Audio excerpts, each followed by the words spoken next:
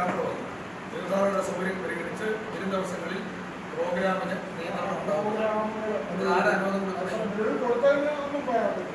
300 പേര് നമുക്ക് അവൈലബിൾ ആണ്. പാസ് കൊടുക്കണം. ഒരു ഫ്രൂട്ട്ഫുൾ യൂട്ടിലൈസേഷൻ നടക്കുന്നില്ല. നമുക്ക് ഇവരെ ഉപയോഗിക്കണം എന്തുകൊണ്ടെന്നറിയാം. മുന്നോട്ട് പോകുന്നു. ഇതുപോലെ ഇനി ഒരു കുറച്ച് ദിവസങ്ങളും കൂടെ ആണ് നമുക്കിനി ഇത് അവശേഷിക്കും. അയാളോട് ചോദിച്ചപ്പോൾ അയാൾ പറഞ്ഞത് എൻ്റെ അല്ല, അങ്ങനെ ഒരു സാഹചര്യമുണ്ട്. അത് അപ്പോൾ ഇതൊന്നും പരിശോധിക്കും. പരിമിതിയുണ്ട്. ഇത്രയും പേരേ ഉള്ളൂ.